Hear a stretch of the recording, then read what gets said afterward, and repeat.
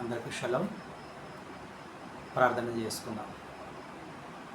మహాగణుడ, మహోన్నతుడ, సర్వాధికారి, సర్వసృష్టికర్త, ద్వితీయుడ,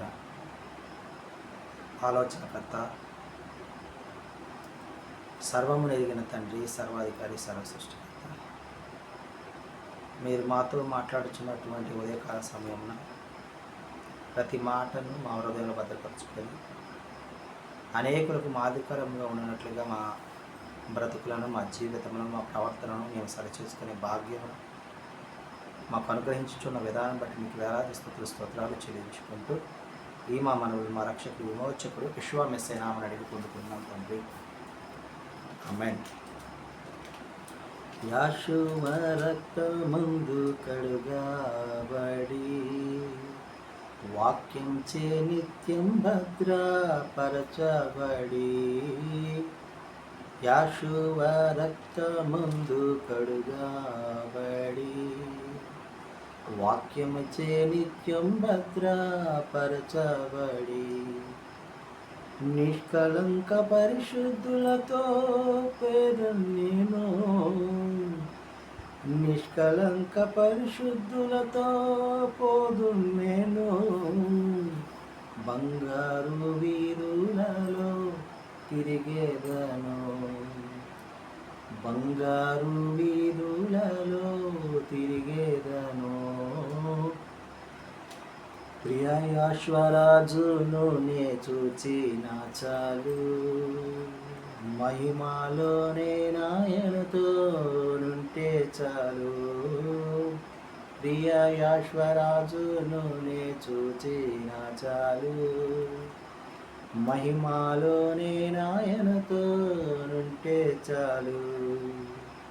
నిత్యమైన మోక్ష గృహమునందు చేరి, నిత్యమైన మోక్ష గృహమునందు చేరి, భక్తుల గుంపులో హర్షించిన చాలు, భక్తుల గుంపులో హర్షించిన చాలు. యోబు గ్రంథము 19వ అధ్యాయాన్ని మనం ధ్యానించుకుంటూ ఉన్నాం. ఆయన సైనికులు ఏకముగా కూడి నన్ను ముట్టడి దెబ్బలు వేసినట్లుగా నా గుడారము చుట్టూ దిగినట్లుగా ఉన్నారు. నా సోదర జనము నాకు దూరం చేసి ఉన్నాడు. నెలవరులు నాకు కేవలము అన్యులైరి, బంధువులు నా యొద్దకు రాక ఉన్నారు, ప్రాణ స్నేహితులు నన్ను మర్చిపోయి ఉన్నారు. నా ఇంటి వారైన దాసీలు నన్ను అన్యునిగా ఎంచిరి. నేను వారిని బతిమాలవలసి వచ్చిన పనికి రావడానికి. నా ఊపిరి నా భార్యకు అసహ్యమాయను. నేను కనిన కుమారుడు నా వాసన అసహ్యము. నా తోడ పుట్టినవారు అనే మరి పుట్టినోట్లో ఉన్నది.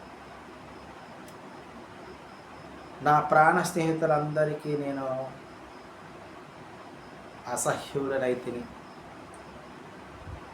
నేను ప్రేమించిన వారు నా మీద తిరగబడి ఉన్నారు. ఎలోహిం హస్తము నన్ను మొత్తి ఉన్నది.